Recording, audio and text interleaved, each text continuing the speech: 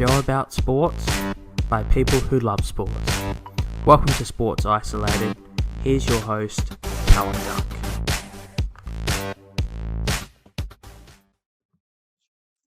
Hi everyone, welcome to another episode of Sports Isolated. Today I've been lucky enough to be joined by one of my old bosses at Netball South Australia, Megan Wooldridge. Megan, thank you so much for joining us on the show. How have you been?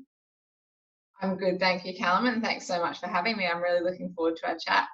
Yeah, obviously, we've known each other for a few years now, and obviously it's through a show like this, it's always nice to make contact and obviously get in contact with the people who have helped you on your pathway so far. So you've obviously been at Netball SA for a long time. Do you mind sharing with our viewers about your career pathway and how you ended up at Netball SA? Yeah, sure. So I've been at Netball SA for 6.5 years now, which has gone lightning quick. But I suppose for me, working at Netball SA was my dream organisation to work for. And if I look back at what I was like as a student at school, and particularly in Year 12, I wasn't terribly interested in my academics, and I think that was probably reflected in the fact that 3 of my subjects were sport related in Year 12. So I was a SASI scholarship holder for netball, and I was a state team rep. So really it feels like I've kind of naturally landed in the sport that is my passion. I would have never thought, though, back at school that sport was really a viable career pathway for me, and didn't really know what I wanted to do when I left school. So when I left school, I kind of bounced around a couple of retail jobs and then landed a role with the Police Credit Union. Then from there, I moved to ANZ, and I spent a number of years at ANZ in a variety of different roles. And I think that's probably where I kind of, I had exposure to some really great leaders who I was able to learn from, and I grew as a leader myself. So I started out as a senior personal banker with ANZ, and then I went into a branch manager role once I'd moved to Canberra. So I went with my previous partner. He had a role with government over there, so I decided if I could continue my work with ANZ, then why not? It'd be a great learning experience to move into state and see how I went. So went into the branch manager role there, and then eventually a service quality manager role, which was kind of like a 2IC for a district of branches, providing support to the branches around a lot of human resources functions and compliance. What I really enjoyed about ANZ, and I learned a lot through their processes because it's a very structured learning environment. So I didn't go to uni, or I should actually clarify, I did go to uni, but I didn't actually finish a degree. So I really enjoyed that structured learning environment where they had really clear leadership development pathways, and I gained a lot out of that experience. And then after a couple of years, I was looking to come back to Adelaide, and I saw a role advertised at Netball SA for community program manager, and thought, you know what, that is just my dream role, getting people active, getting kids out there, participating in the sport that I love and I've had so many great opportunities out of. That's just the dream. Yeah. Throughout your career at Netball SA, you've obviously had a number of roles. Do you mind telling us about the different roles that you've had? And obviously, you started off as a community development manager. So, do you mind just sharing a little bit extra about that? Yeah, sure. So like you said, I started out as community program manager for Netball SA, and that initial role was very much around community impact, getting people to participate in the sport through schools, through NetSet Go, through school holiday clinics, that kind of environment. And then after a few months, my manager at the time, Lizzie Birmingham, she went on maternity leave, and so I applied to cover her mat leave as the game development manager at the time, which is essentially the equivalent to the role that I'm currently doing. So it was just a different structure and a different role title back then. So then when Lizzie came back, my role changed a bit and I became community and member services manager. So those community programs that I initially had, and then also the member servicing side of things. So providing support to clubs and associations around child protection policy, facility development, and that kind of space as well. And then we went through a restructure, and my role changed to stakeholder relations manager. So it essentially removed the community participation products in Net Set Go and sporting schools and that kind of thing, and then left me with the member services side of things. So really focusing on building relationships within the netball community, and supporting club and association volunteers to make sure that their environments are welcoming and the best possible environment for kids, for senior players and for parents to engage in, so that we were getting more people into the sport as well. And then in September last year, Lizzie was successful for a role at Saka, which is where she is now. Yeah. So I applied for her role and was successful. So that's where I've been since September last year, which has gone so incredibly quickly. I can't believe it's April now. So yeah, I'm now the GM of Netball. Yeah, obviously, for those of you who don't know, I was a community coach at Netball SA for about 3 years, going to schools, delivering Net Set Go programs, sporting school programs, school holiday clinics. So that was one of the best jobs I could have had while I was at uni. Obviously very flexible, and obviously getting some really good hands-on experience, which has definitely served me well in my career so far. Do you mind telling us a bit more about your general manager role at Netball SA and what exactly that entails? Yeah, sure. So I'm really lucky that I've got a team of awesome people that I work with. So our netball department, we are generally responsible for increasing participation, supporting workforce, so our coaches, umpires, bench officials, and then generally supporting our clubs and associations as well. So my role is primarily leadership focused and strategy focused, but also I would say primarily relationship focused.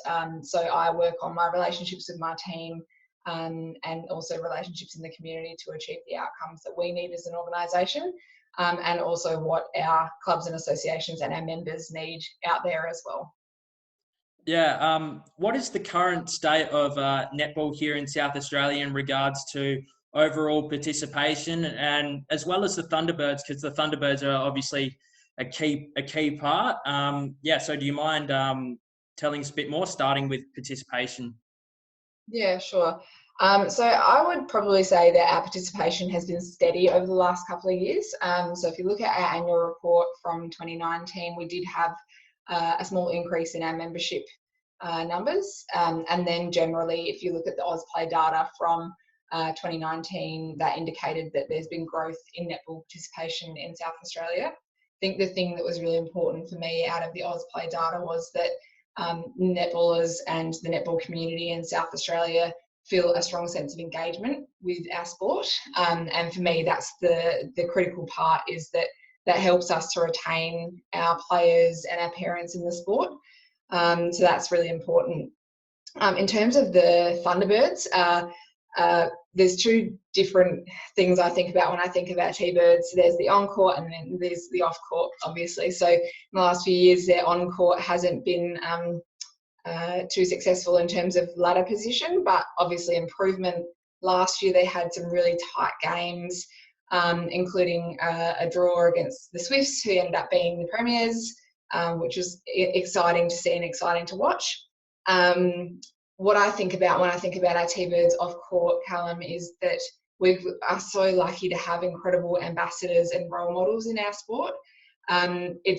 It's kind of a catch-22 because in our sport, our athletes aren't paid very well at all, considering the time and the hours and the effort that they put in on-court and off-court. So what that means is that we have these incredible athletes who are also, in many cases, highly educated. So you look at Layla Gusketh, for example, who's one of our captains from last year. She's a doctor.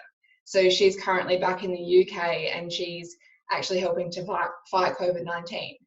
And we've got a number of other athletes who have education backgrounds as well. So we end up with these incredible people who can also contribute to our community in other ways.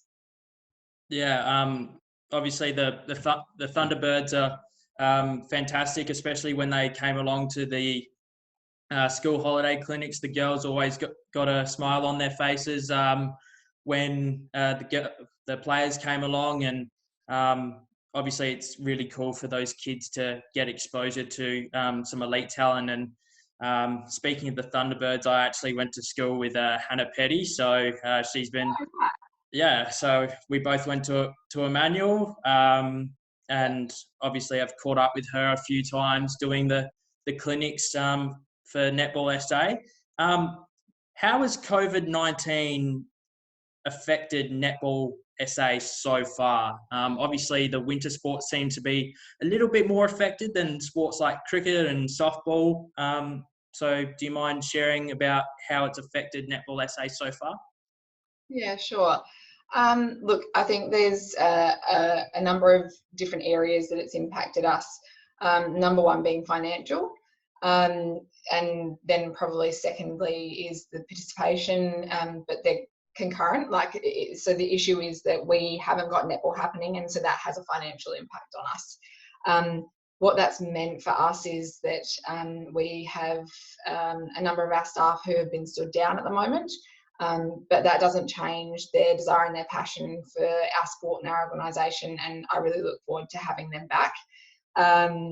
The financial implications, I think there's no sport at the moment or no sporting organisation that's getting through this unscathed.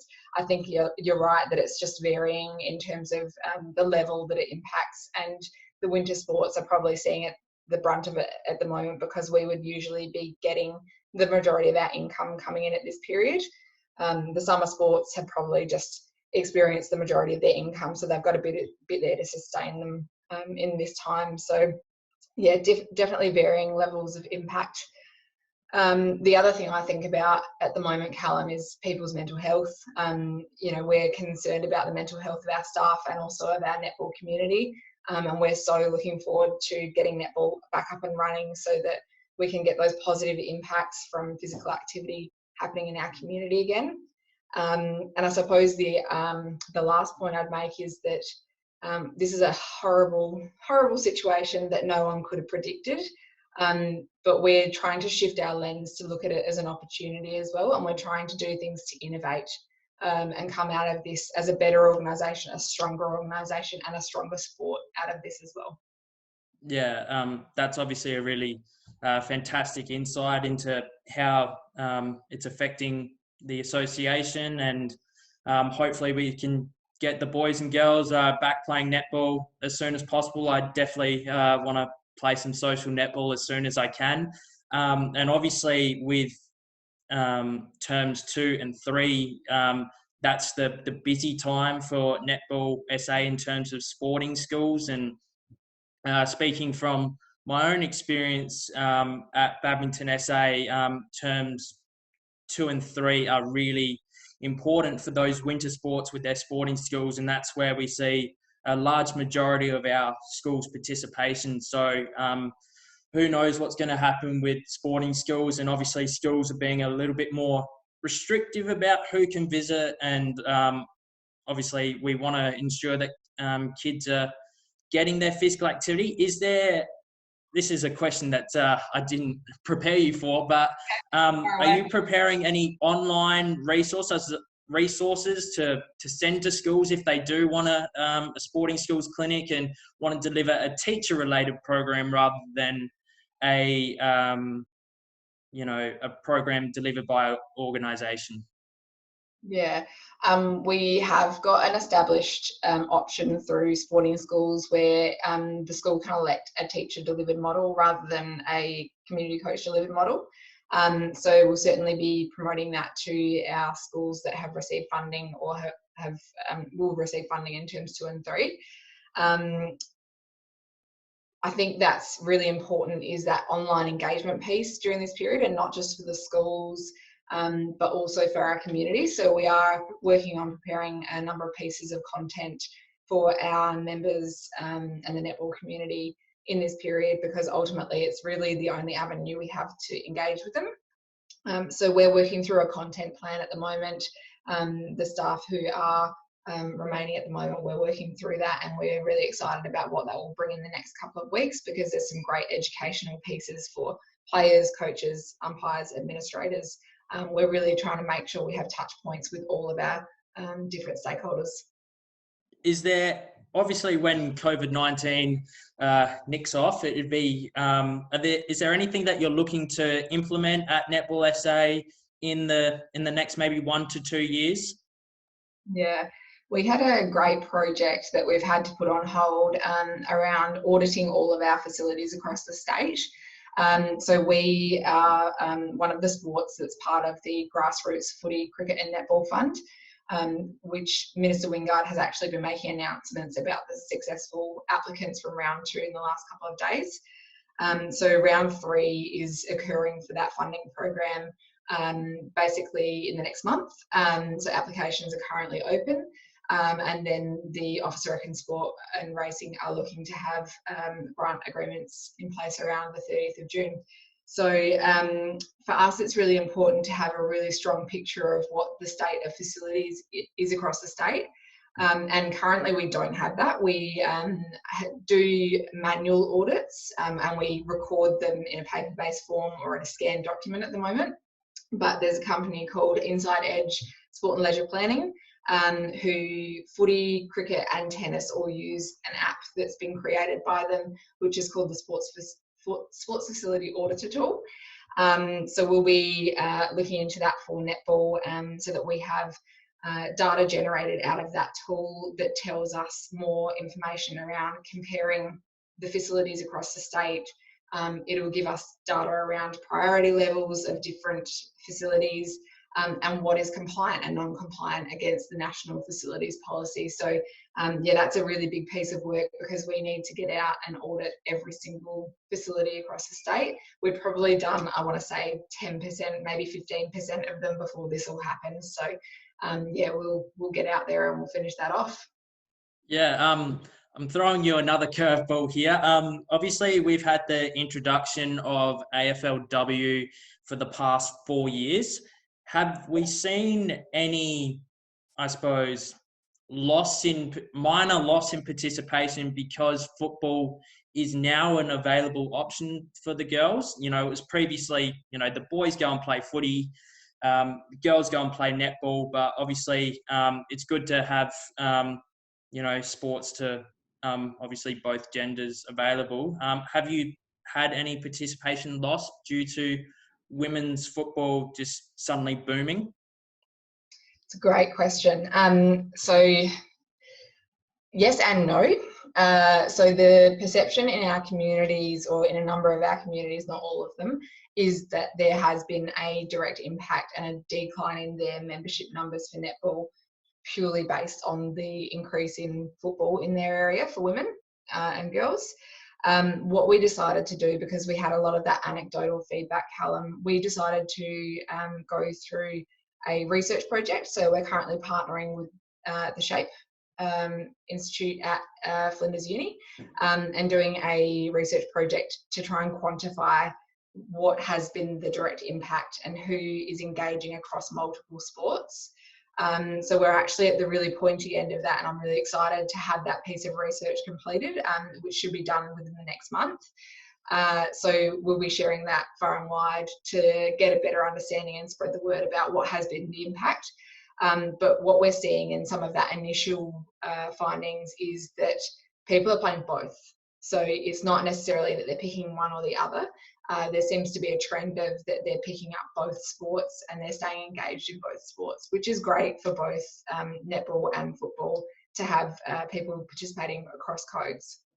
Yeah, speaking from my own experience, you know, when I was 11, I think I played in my sister's netball team a few times just because they were short on players, and I didn't I was obviously playing footy at the time, and I copped a bit of stick from my mates for playing netball. But obviously we're sort of growing where there's, I suppose, the stigmas are starting to obviously fade away, which is a good thing. And you know, it's great for girls to be able to play netball and footy, and obviously there's some transferable skills with the agility and things like that. For people who want to find out where they can go and play some more netball, what's the best form of contact, or what website should they visit and things like that? Yeah, if they just jump on and Google Netball South Australia, our website has links to all of the places that you can play and participate in netball. I just want to touch on that point that you made about girls playing footy and yourself playing netball. We have done a great deal of work, and you would recall this from when you were a community coach, around male participation. So we have a great relationship with the SA Men's and Mixed Netball Association. So if there are any boys or men out there who are wanting to play netball as well, get in touch with the SA Men's and Mixed Netball Association, because they run a great competition out of Priceline Stadium on a Monday night. And what we're trying to do is bridge that gap of when boys reach the age of 12 and they can no longer participate with girls in traditional competitions. The SA Men's and Mixed Netball Association have a junior M League, which those boys that reach that age up until the age of 16, they can participate in that junior M League, which is a fantastic opportunity to get more boys playing the sport, and then they transition into the senior competitions after that. So bit of a plug for SA Men's and Mixed Netball Association as well. But generally, the Netball SA website and our social channels, if you reach out to us through our socials, we can certainly point you in the right direction as to where to find your local competition. Cool. Megan, thank you so much for joining us here on Sports Isolated. It's been great to have you on the show, and you provided a really in-depth analysis about netball here in South Australia, and hopefully we can get as many people back out on the court playing netball sooner rather than later. So thank you very much for joining us, and we'll see you in the next episode.